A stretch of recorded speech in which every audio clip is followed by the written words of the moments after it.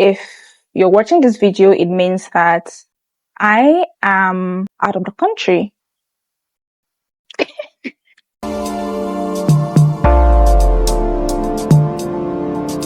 Hey guys, hi, welcome and welcome back to my channel. I'm Tessie Salon. Okay, if this is the first time seeing my face, seeing my video on YouTube, please don't make it your last. Okay, go ahead and click on that subscribe button and give this video a thumbs up if you did find it useful, helpful at any point. Okay, welcome to the channel.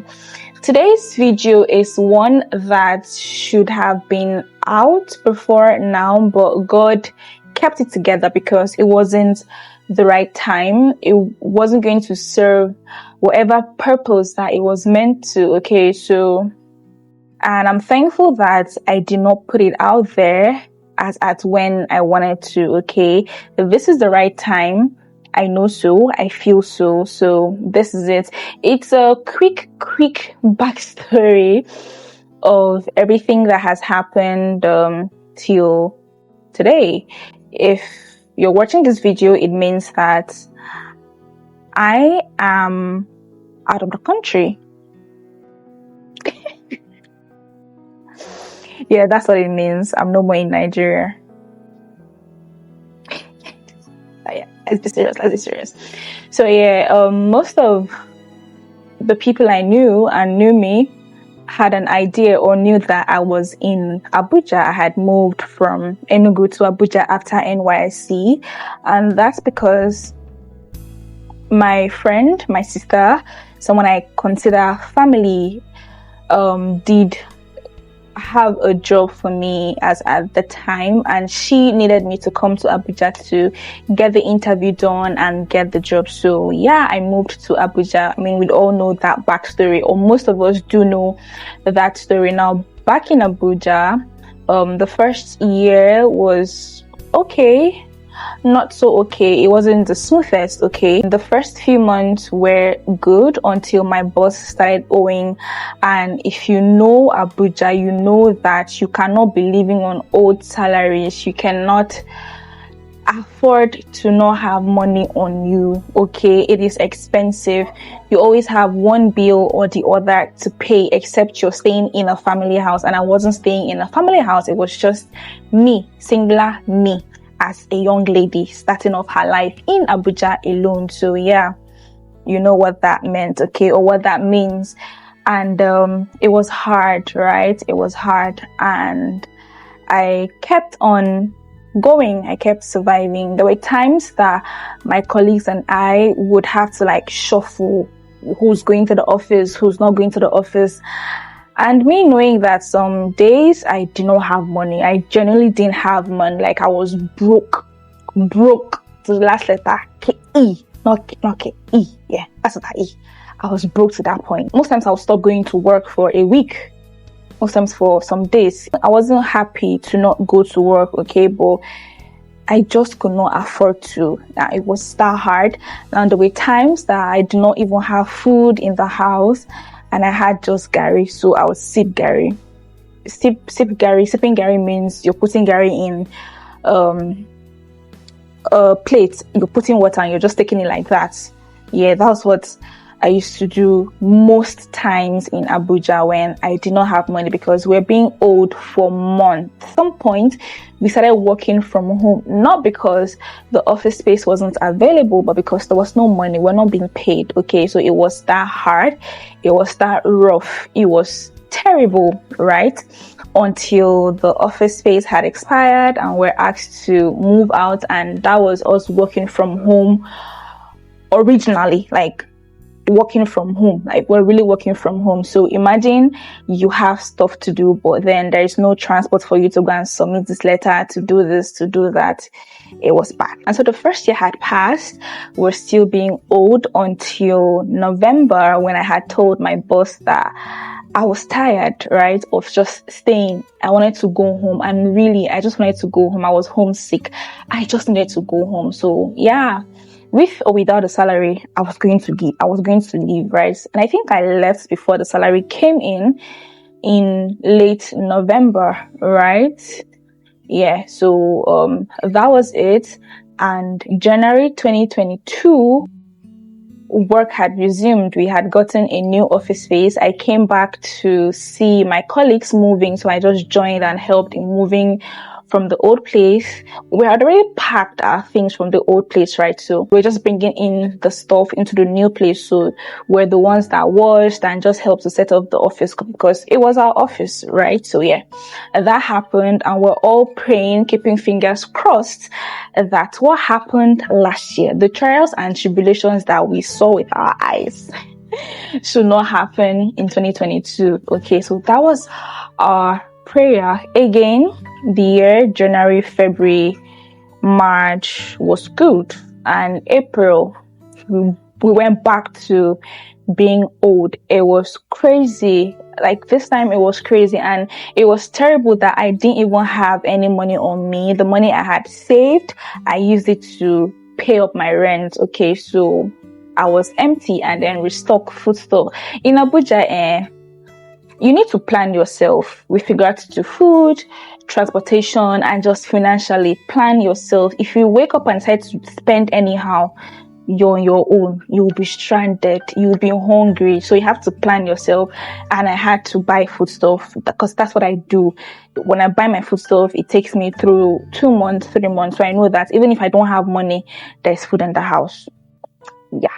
So that's what I did. Okay, I planned myself food, financially, transport for the month, and yeah, that was it. So we were being old, and we went back to not going to the office.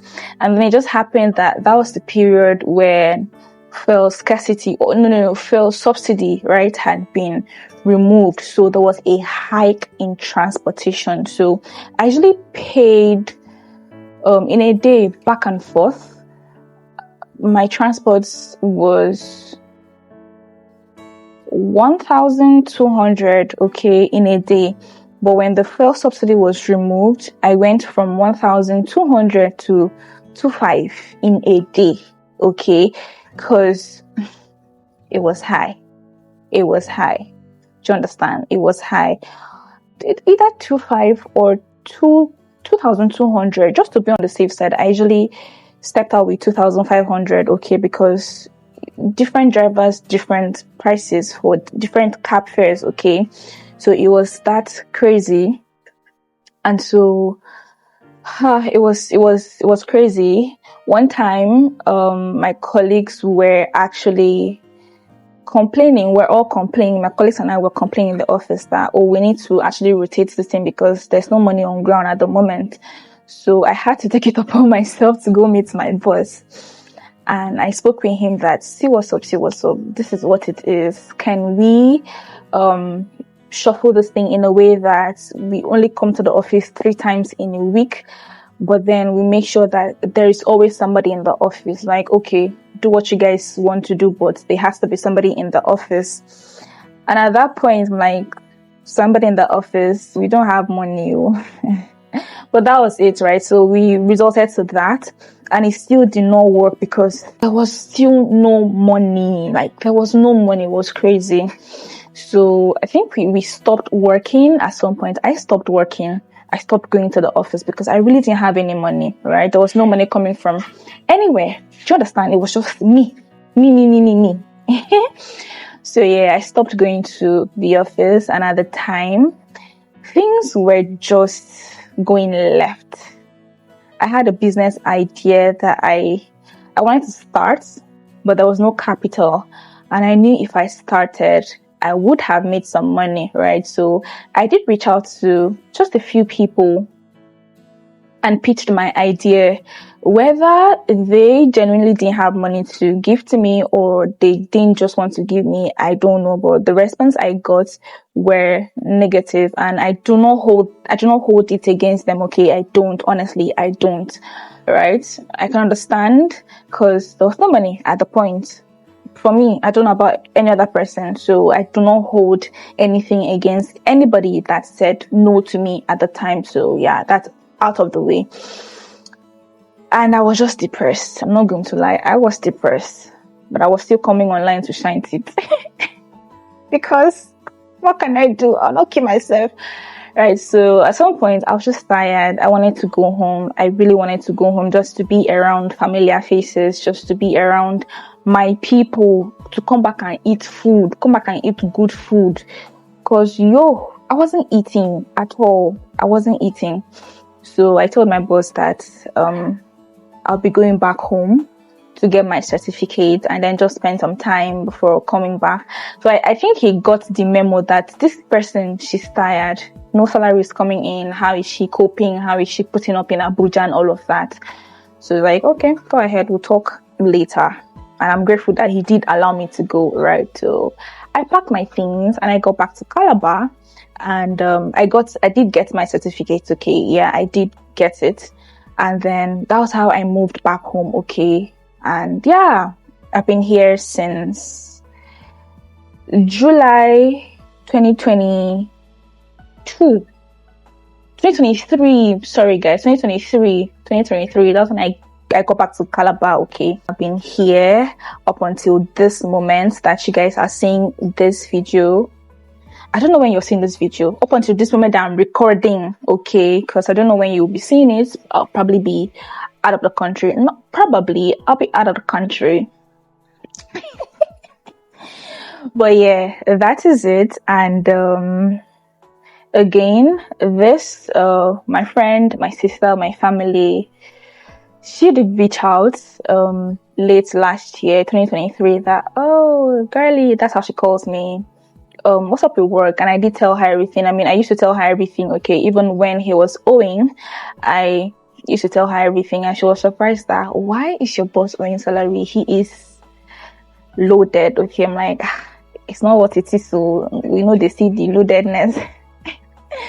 But yeah, that was it. And so she did reach out about the whole relocation stuff. I'm like, yes, please, yes. I was so grateful, and I'm still so grateful that she actually thought about me in the first place. Okay, the thought actually counts. It starts with the thought. If someone doesn't have good intentions for you, about you, they would never think about you in a positive way.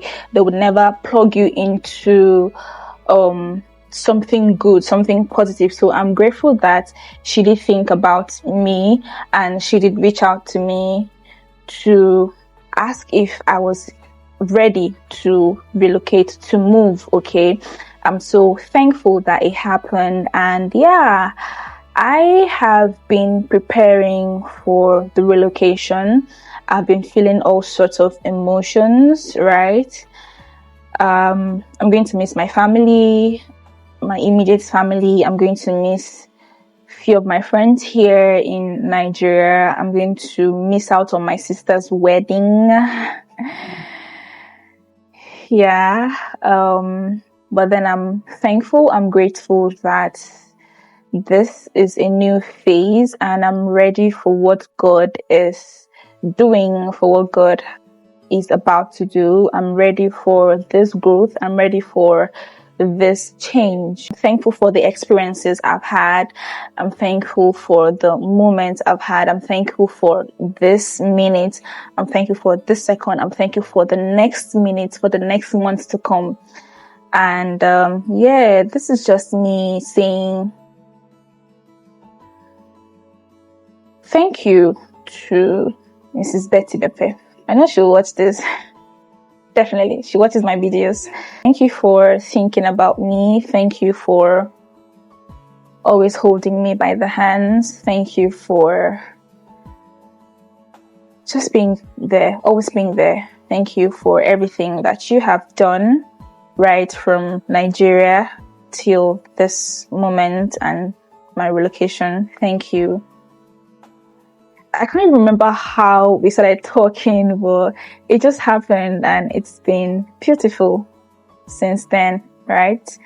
Thank you. And to my friends, my families, my partner, thank you.